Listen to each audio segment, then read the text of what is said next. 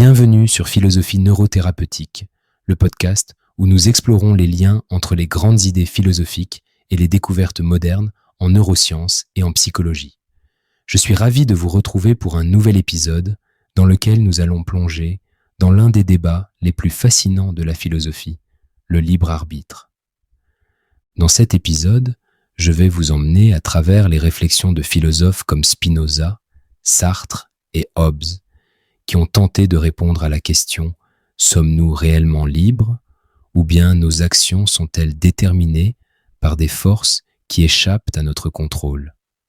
Ensuite, nous explorerons comment les découvertes récentes en neurosciences, notamment les expériences de Benjamin Libet et John Dylan Haynes, ont bouleversé notre conception du libre arbitre. Que révèlent ces études sur notre capacité à choisir librement? Enfin, nous verrons comment la psychologie et la neuroplasticité offrent des perspectives fascinantes sur la manière dont nous pouvons renforcer notre capacité à prendre des décisions conscientes. Alors, que vous soyez convaincu de votre liberté ou que vous doutiez de votre capacité à choisir, cet épisode vous donnera des clés pour mieux comprendre les mécanismes derrière vos décisions et vos actions. C'est parti, plongeons dans le débat entre libre arbitre et déterminisme.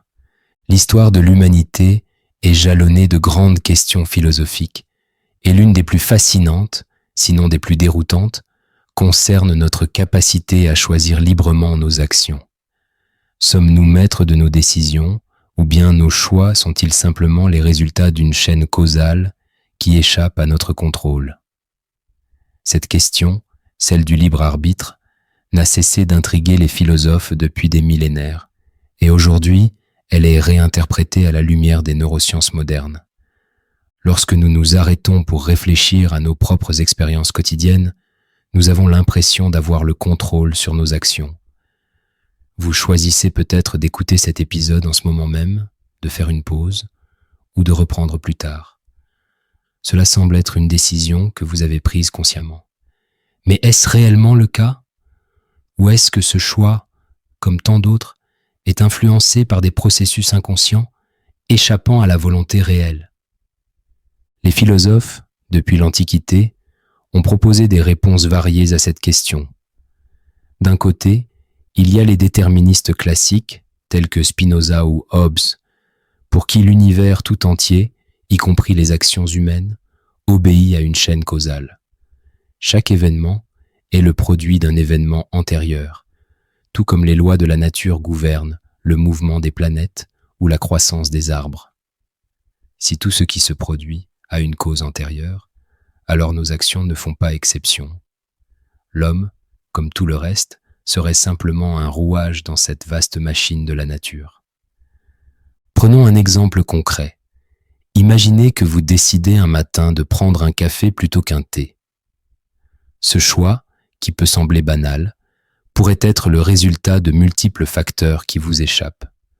Vos habitudes, l'odeur du café dans la cuisine, votre niveau d'énergie, et même des souvenirs enfouis. Ces éléments ont influencé votre décision sans que vous en ayez pleinement conscience. Du point de vue déterministe, cette décision n'était peut-être pas vraiment un choix libre, mais plutôt la conséquence inévitable d'une série de causes. Mais cette vision du monde, aussi logique soit-elle, a toujours rencontré une résistance. Après tout, si nos actions sont entièrement déterminées par des forces externes ou internes, où se situe notre responsabilité morale? Si tout est déterminé, comment peut-on juger quelqu'un coupable de ses actions? La réponse à ces questions a poussé certains philosophes à adopter une position plus nuancée, celle du compatibilisme. Le compatibilisme, défendu par des penseurs comme David Hume ou Thomas Hobbes, tente de concilier le déterminisme avec une forme de libre arbitre. Selon cette vision, il est possible d'être à la fois déterminé et libre, dans le sens où nos actions peuvent être causées par des événements antérieurs, mais elles sont néanmoins le produit de nos désirs et de nos intentions. En d'autres termes, tant que nos actions suivent nos désirs et ne sont pas contraintes par des forces extérieures, elles peuvent être considérées comme libres, même si elles sont déterminées. Revenons à l'exemple du café. Si votre envie de café découle de vos préférences personnelles et n'est pas le résultat d'une contrainte externe, on pourrait dire, dans une perspective compatibiliste, que vous avez agi librement. Vous avez peut-être été influencé par vos habitudes, mais tant que vous avez suivi votre propre désir, il y a une forme de liberté dans cette action. En revanche, d'autres philosophes, notamment les existentialistes, comme Jean-Paul Sartre, ont défendu une vision bien plus radicale du libre arbitre. Pour Sartre, l'homme est condamné à être libre. Dans son existentialisme, il n'y a pas de détermination externe qui nous pousse à agir. Nous sommes totalement responsables de nos choix, et cette liberté absolue est à la fois un fardeau et une bénédiction. L'homme, selon Sartre, n'a pas d'excuse. Même lorsqu'il se conforme aux attentes sociales ou suit des habitudes enracinées, il est toujours responsable de choisir d'agir de cette manière. Imaginons cette fois une décision plus lourde, comme celle de changer de carrière. Pour Sartre, même si cette décision peut sembler influencée par des facteurs externes, vos finances, votre famille, votre environnement, c'est toujours vous qui, en dernier ressort, choisissez d'agir ou non. Et cette liberté totale peut créer une immense angoisse existentielle. En effet, si tout dépend de nos choix, cela signifie que nous ne pouvons nous dérober à la responsabilité qui en découle. Chaque action ou inaction est un acte de liberté. À ce stade, le débat entre les philosophes reste ouvert. Le libre arbitre existe-t-il vraiment, ou bien sommes-nous pris dans un réseau de causes et d'effets dont nous n'avons pas conscience? Et c'est ici que les neurosciences entrent en jeu, apportant une perspective inattendue et troublante. Dans les années 1980, un neurologue du nom de Benjamin Libet a mené une série d'expériences qui allaient changer à jamais notre conception du libre arbitre. Libet demandait à des participants d'effectuer un mouvement simple, comme appuyer sur un bouton, et de signaler à quel moment ils avaient consciemment pris la décision de le faire. Pendant ce temps, l'activité cérébrale des participants était enregistrée grâce à un électroencéphalogramme. Les résultats furent saisissants. Libet découvrit que l'activité cérébrale qui précède le mouvement, ce qu'il appela le potentiel de préparation, survenait quelques millisecondes avant que les participants ne soient conscients de leur intention d'agir. Autrement dit, le cerveau semblait avoir décidé de l'action avant que la personne ne soit consciente de cette décision. Cette découverte souleva des questions fondamentales. Si notre cerveau initie des actions avant que nous n'en ayons conscience, où se situe notre libre arbitre? Avons-nous vraiment le contrôle, ou sommes-nous simplement en train de rationaliser des décisions prises par notre cerveau en coulisses? Libet lui-même était prudent dans ses conclusions. Il ne pensait pas que ces résultats signifiaient la fin du libre arbitre. Selon lui, même si le cerveau amorce l'action de manière inconsciente, la conscience joue un rôle crucial dans la validation ou l'annulation de cette action. En d'autres termes, nous aurions un veto sur nos actions. Nous pourrions stopper une action après en avoir pris conscience, même si elle a été initiée inconsciemment. Imaginons à nouveau un exemple simple. Vous êtes sur le point de dire quelque chose de blessant à un collègue, mais à la dernière seconde, vous vous ravisez. Peut-être que l'impulsion initiale de parler est née inconsciemment, mais votre conscience a pu intervenir pour stopper l'action. Ce mécanisme de veto, selon Libet, serait une forme de libre arbitre modifié, une capacité à réguler nos impulsions automatiques. Toutefois, les recherches ne se sont pas arrêtées là. Depuis les travaux de Libet, d'autres études ont approfondi cette question. En 2008, le neuroscientifique John Dylan Haynes a mené une expérience encore plus troublante. En utilisant l'imagerie par résonance magnétique fonctionnelle, IRMF, Haynes a pu prédire les choix de ses sujets, par exemple, appuyer sur un bouton à droite ou à gauche, jusqu'à 7 secondes avant qu'il n'en soit conscient. 7 secondes. C'est une éternité dans le domaine des neurosciences. Ces résultats suggèrent que nos décisions conscientes pourraient être influencées par des processus cérébraux bien plus anciens et enracinés, échappant à notre contrôle immédiat. Ces découvertes ont alimenté le discours de ceux qui, comme Sam Harris, soutiennent que le libre arbitre est une illusion. Harris, philosophe et neuroscientifique, argue que nos actions sont toujours déterminées par des causes externes ou internes que nous ne maîtrisons pas, qu'il s'agisse de nos gènes, de notre environnement ou de processus cérébraux inconscients. Selon lui, la liberté que nous croyons avoir n'est qu'une construction de notre esprit. Prenons un exemple de la vie quotidienne.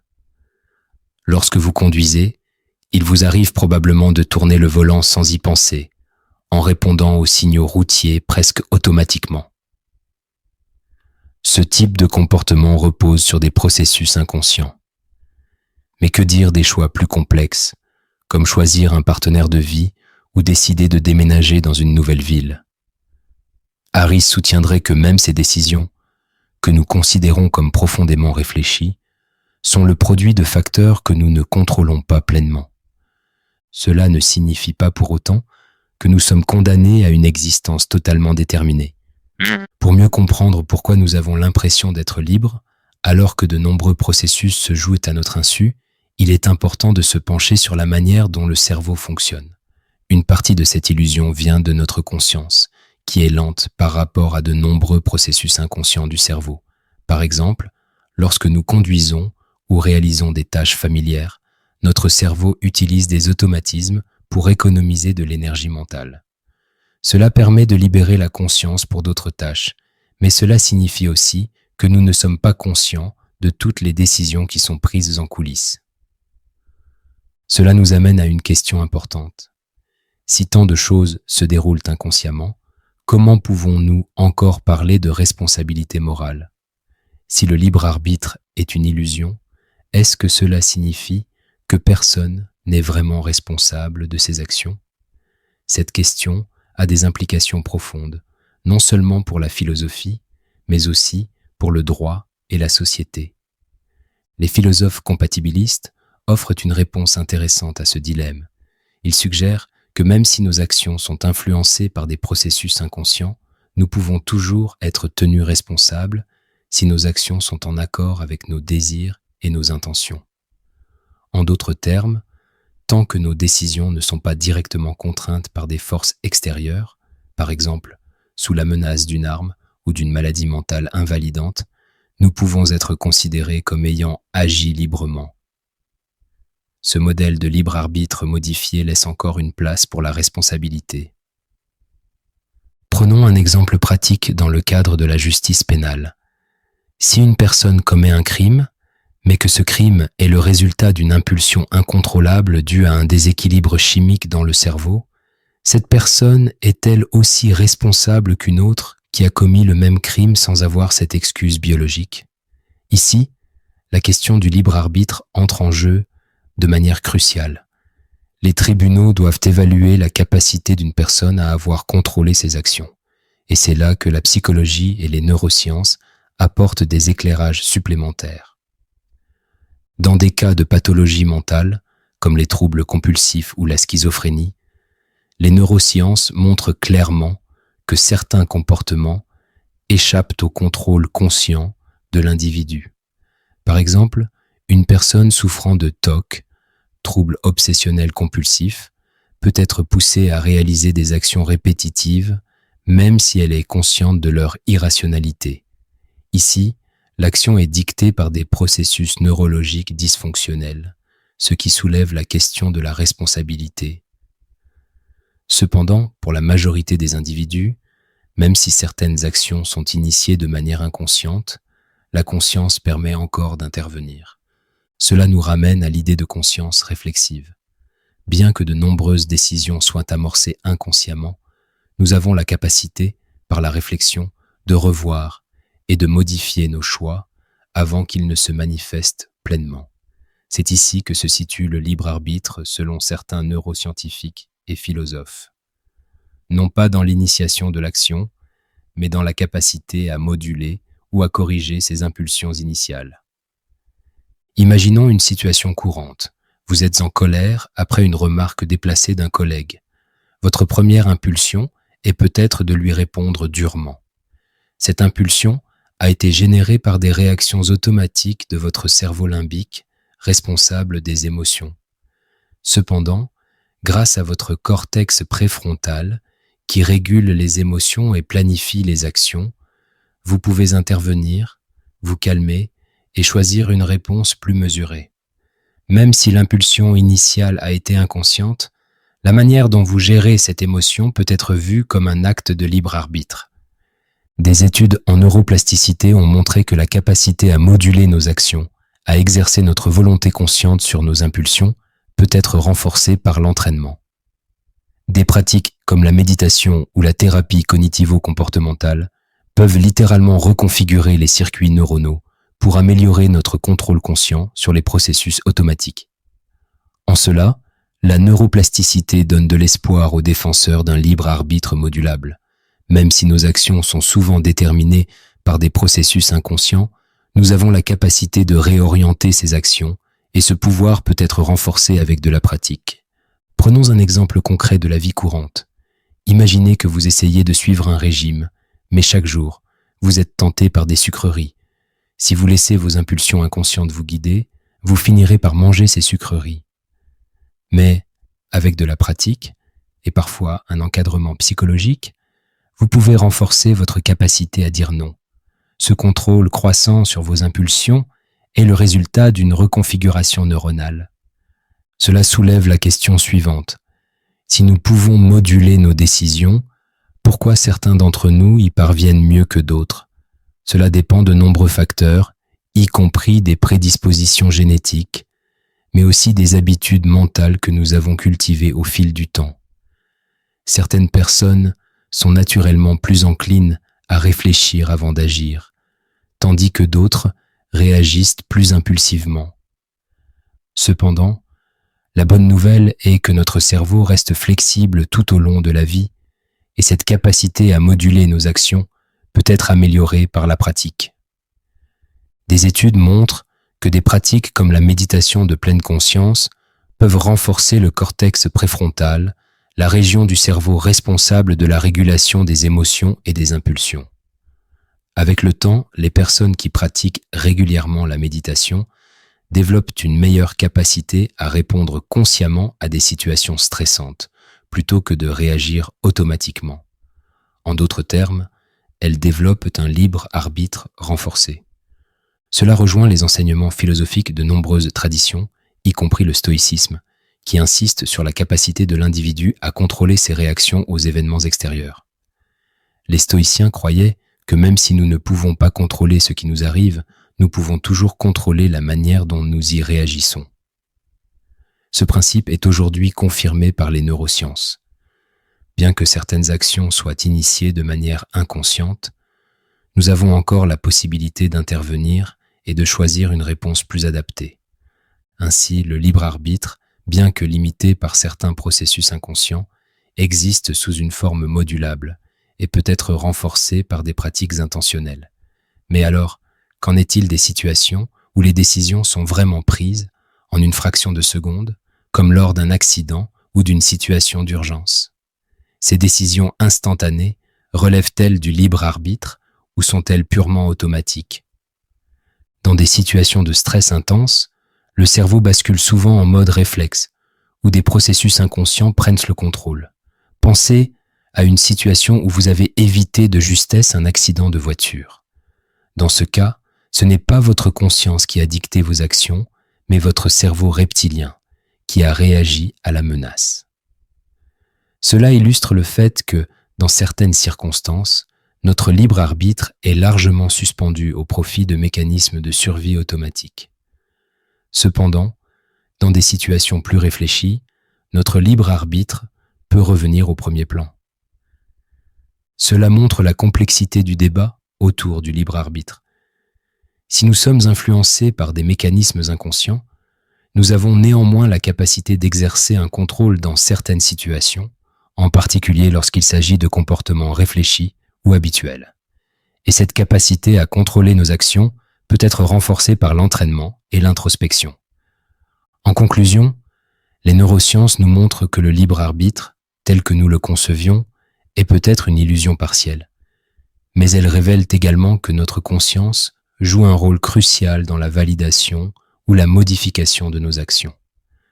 Même si beaucoup de nos décisions sont initiées inconsciemment, nous avons la capacité d'intervenir, de moduler nos comportements et même de reconfigurer notre cerveau pour améliorer ce contrôle.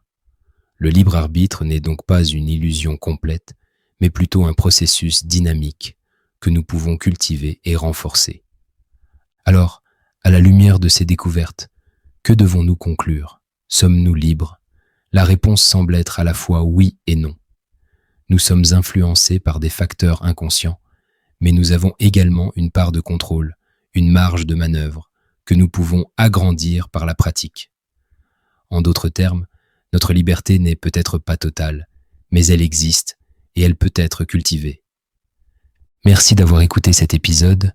J'espère que cela vous aura donné matière à réflexion sur vos propres choix, vos actions et la manière dont vous percevez votre liberté. Peut-être que la prochaine fois que vous serez confronté à une décision importante, vous vous demanderez dans quelle mesure vous êtes vraiment libre, ou si votre cerveau a déjà décidé pour vous. À bientôt pour un prochain épisode où nous continuerons à explorer le fascinant croisement entre la philosophie et les neurosciences, en abordant de nouveaux sujets qui nous aideront à mieux comprendre notre esprit et notre comportement.